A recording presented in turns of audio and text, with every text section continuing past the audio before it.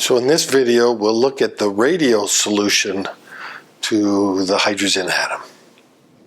So to review, we had this wave function for our central potential. We said psi was equal to some big R sub r, and then we had theta and phi. But we combined the theta part and the y part into what we called those spherical harmonics.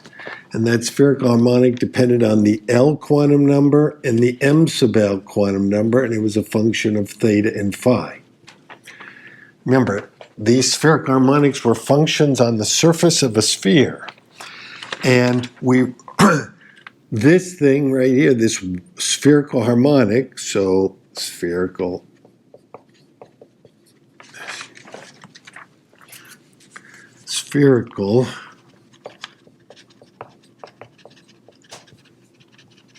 harmonic.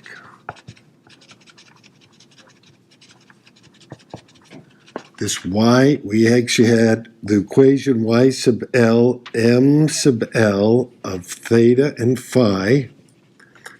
We said was minus 1 to the m sub L power times the square root. This was the normalization constant, 2L plus 1 times L minus m sub L factorial all over 4 pi times L plus m factorial. And then we had our Legendre polynomial, PL m sub L. It's a polynomial, but every place we see an x, we replace it with cosine theta. And then we had the phi term, e to the I m sub L phi. So far we've got this so far, and we'll put it in here, but we haven't calculated r. We'll get the r. And remember, the L quantum number went from 0, 1, 2, ... And the m sub L was 0, plus minus 1, plus minus 2, ... all the way up to plus minus L. And we said L, we use this lowercase l. This thing will give me the magnitude of the total angular momentum, which was the square root of L times L plus 1 h bar.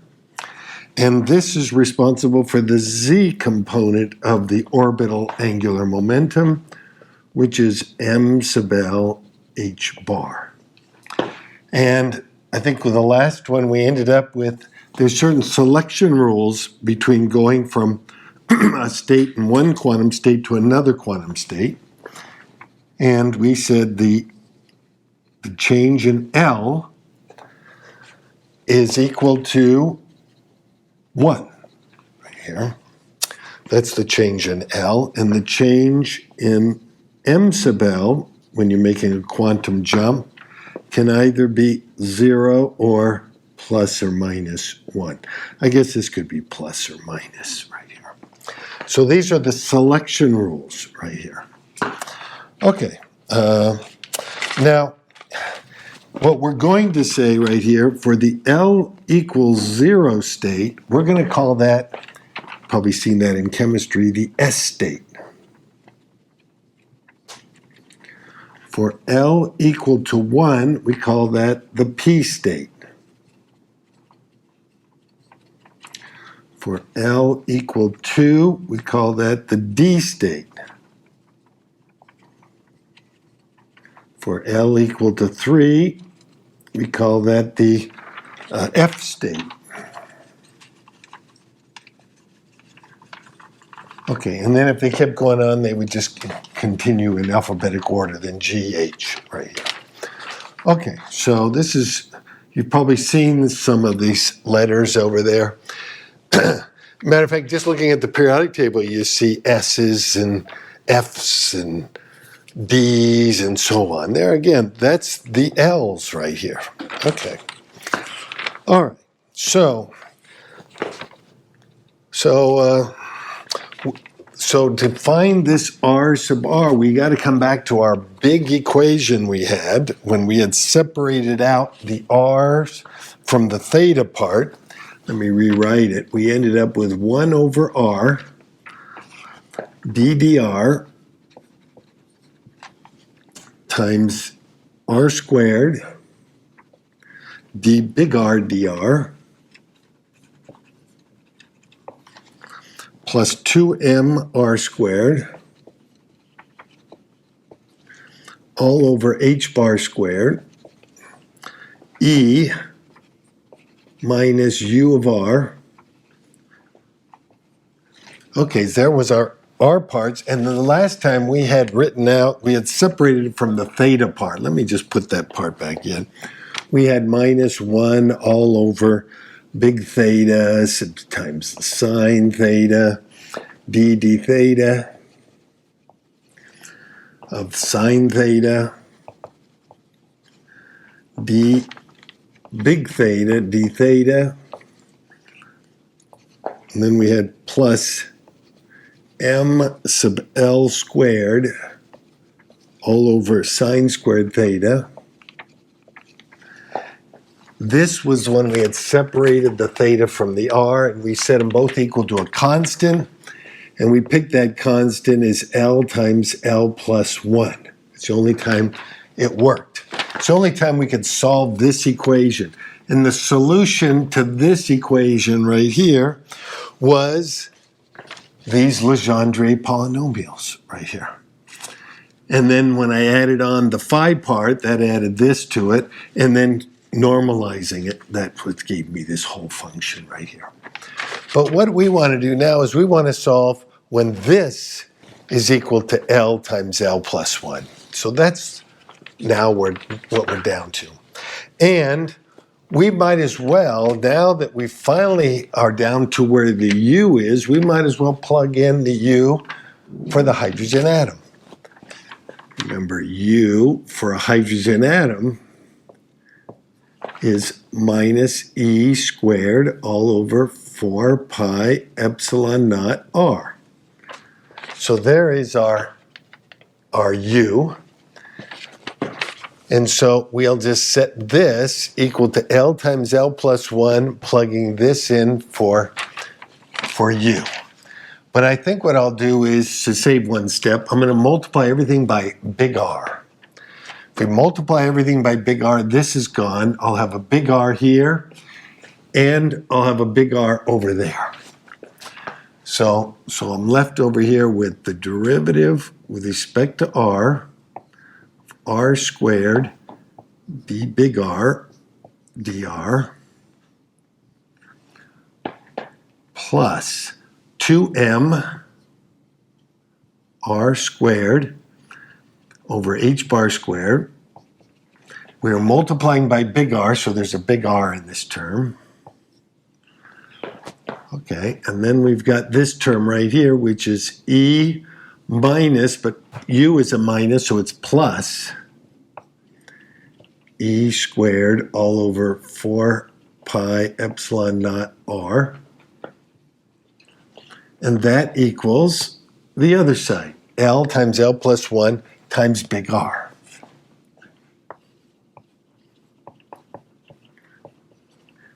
Okay, so this is what we want to solve to get the big R. Then once we have the big R, we'll know what psi is. Okay, so how do we solve this for big R right here? This is a tough, not an easy equation to solve. Why don't we simplify it? We're going to say, let's look at the L equals 0 states. So we'll let L equals 0. So if L equals 0, we're looking at just the S states. So we're just going to look at the S states. S states. Okay, so that means I can set this equal to 0. Okay, so we're down to d dr of r squared d big R dr plus 2m r squared big R all over h bar squared e plus e squared all over 4 pi epsilon naught r, and that equals 0, since we're looking at the L equals 0. So now we're just trying to solve this for those states. Well, it still looks like a tough thing to solve, but maybe we can guess it graphically. You know, if we plot out the potential, if we plot out u as a function of r, which means we're plotting out this term right here. That term is just really a minus 1 over r. Well, minus 1 over r looks like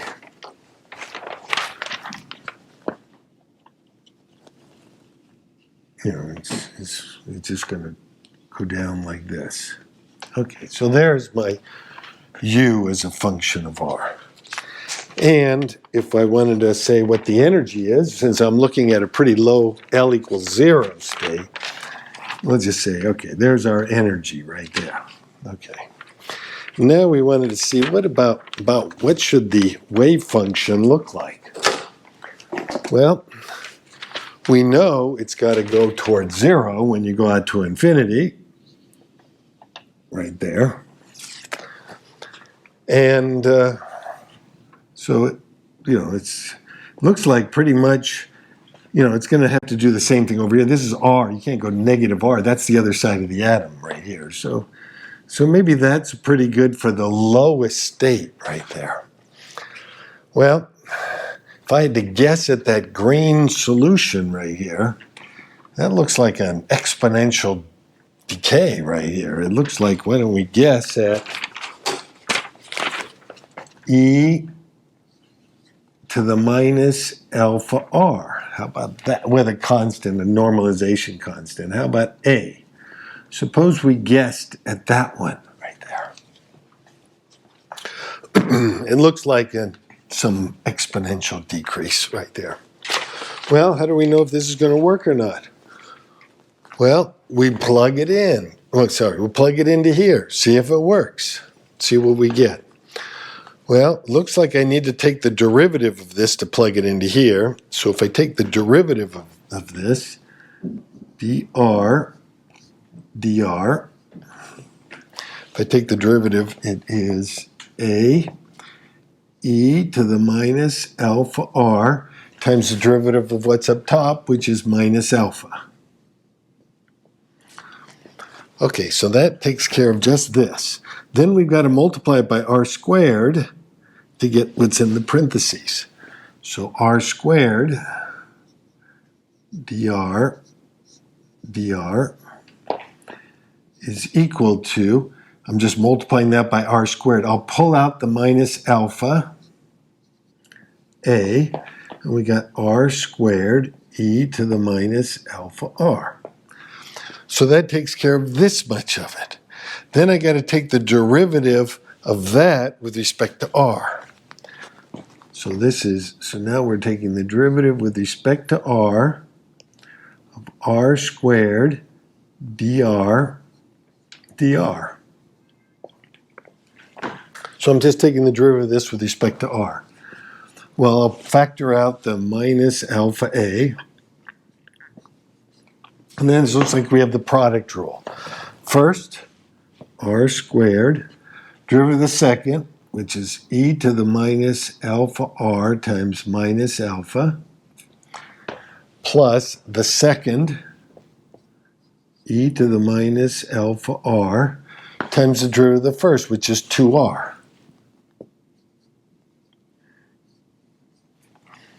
Okay, so that takes care of all of this right here. And so now we'll plug that all into here and add these two terms and set it equal to 0. See if it works. So right here, instead of plugging this in, maybe I'll multiply this out. So this first term is Multiplying this times this gives me a plus alpha squared A r squared e to the minus alpha r. So that takes care of this term. Then we've got this times this, which is a negative alpha a to alpha a r to alpha a r e to the minus alpha r. So that takes care of all of this. Then we've got this right here. We got plus 2m r squared over h bar squared. 2m r squared over h bar squared times big R, which is this, a e to the minus alpha r, times e.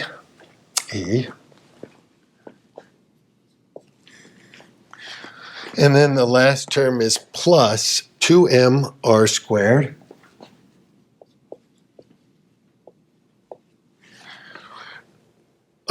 over h bar squared. Then we got the big R, which is the ae to the minus alpha r times the e squared all over e squared. Remember, that e is not the same as this. This is the 2.78. This e is the charge of the electron over 4 pi epsilon naught r. All over 4 pi epsilon naught r equals 0. Okay, so that's what I get when I just plug this into here. Well, let me see. I think I just want to see if this will solve this equation. But you notice every term has an a in it, so I can cancel the a in every term. Every term has an exponential e to the minus alpha r, so I can cancel those out. Okay. There's an r here that cancels. Cancel one of those with that one. Okay. And then I notice that these two terms have an r squared in them.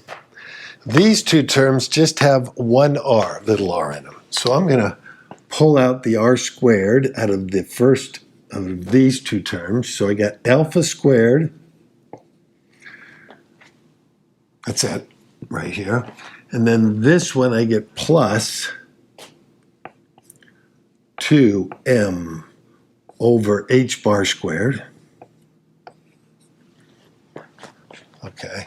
And then out of these two terms, I'll factor out the little r, plus little r. Okay, I'll put this term first since it's positive. 2m all over h bar squared, e squared, all over 4 pi epsilon naught. And then we had minus 2 alpha equals 0. Now, the only way, if you have an r squared times a constant plus an r times a constant equals 0, and this has got to be true for all values of r, the only way that this can be true for all values of r is if this is equal to 0 and that is equal to 0. Well, okay, so right here, looks like we can, just wanted to check this to make sure one other thing here. The e, this one had an e in it. E, right there. I think that's it. I just wanted to check the other one. 2m e squared. Okay. So, from this equation, we can solve for alpha. Right here. The 2's drop out, and we just get alpha equals m e squared all over 4 pi epsilon naught h bar squared. Well, this might, if you think back, this might look a little familiar because when we did the Bohr atom, we said we had something called the Bohr radius.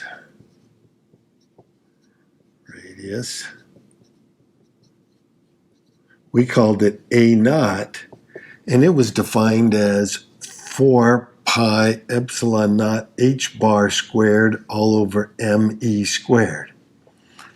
So this looks like it's just 1 over the Bohr radius. So it looks like alpha is just 1 over the Bohr radius.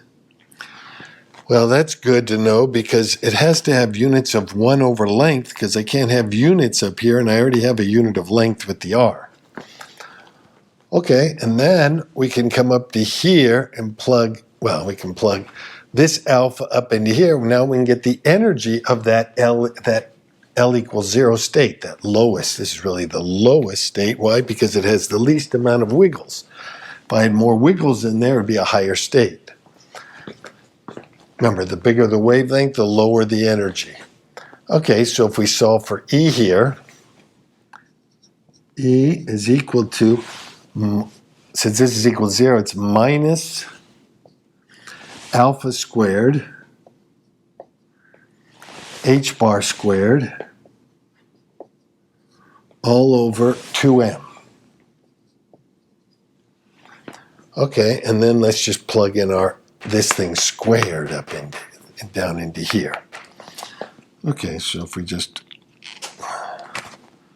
plug that right into here. So E would equal m squared, but I have an m down below, so it just gives me 1m. E squared squared, that's e to the 4th. 4 pi epsilon naught squared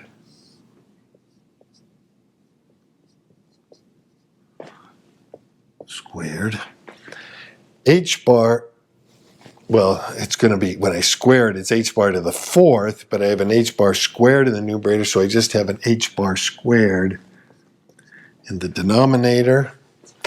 And we also have that extra 2 right here. Okay, so that looks like the energy right here. And this looks like my alpha. Well, that energy might look a little familiar right here. This just happens to be the ground state for the Bohr model. Remember, this is the minus 13.6 eV that we had before. Boy, what are the odds that I've been working on this for 5 or 6 lectures and we end up to the same, at least ground state energy that Bohr had with a simple little classical. And we can get the big R. The big R is, now that we know what alpha is, where was our big R's? Right here. It's AE to the minus R over A naught, since alpha is R over A naught. So it's AE to the minus R all over A naught.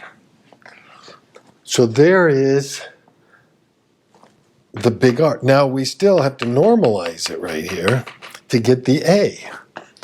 To normalize it, what do we want? We want the integral from 0 to infinity, because R can go from 0 to infinity, of R star R. Now we just don't say dr, because remember, our volume element, anytime we're integrating over our dv, if we're integrating over r's, we got to always add an r squared in there, because it's part of the dv term. So we have to put another r squared in there. Okay. And that should equal 1. So there is equals 1.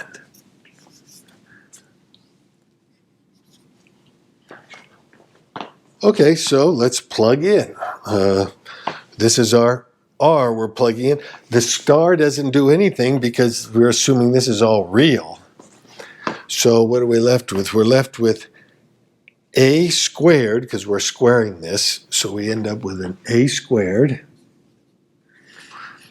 And then we have the integral from 0 to infinity. We're going to get this times itself. Remember, these are reals, so we don't have the complex conjugate is the same. So e to the minus r over a naught times e to the minus r over a naught is e to the minus 2r over a naught. So we got e to the minus 2r over a naught times r squared dr. Okay, now there's I don't want to have to do this by parts, but there's a nice integral right here. It says if you integrate from 0 to infinity of anything of this form, x to the n e to the minus x dx, from 0 to infinity, this is just equal to n factorial, which is quite an amazing thing right here.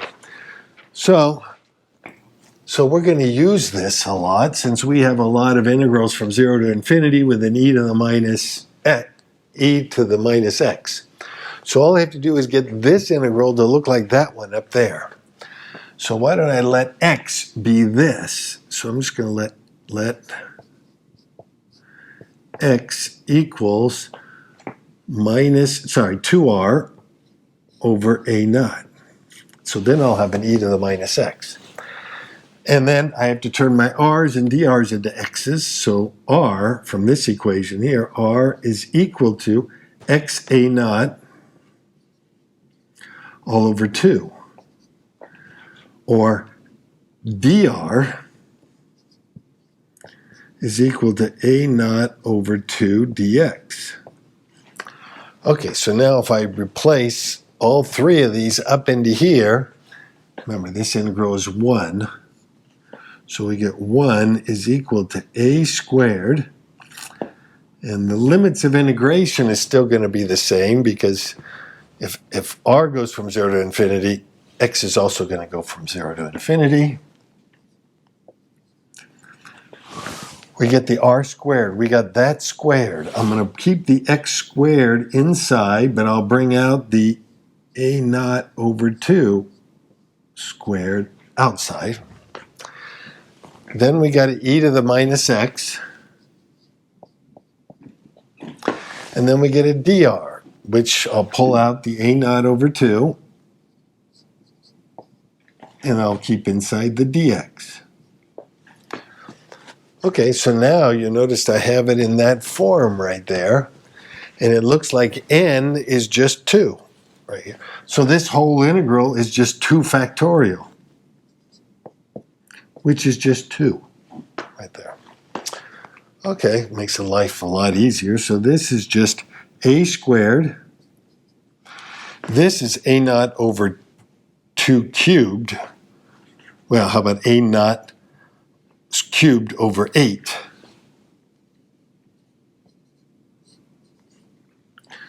And then this whole integral was just 2. Okay. So this is just a naught cubed over 4. A squared, a naught cubed over 4. And then let's move everything on the other side.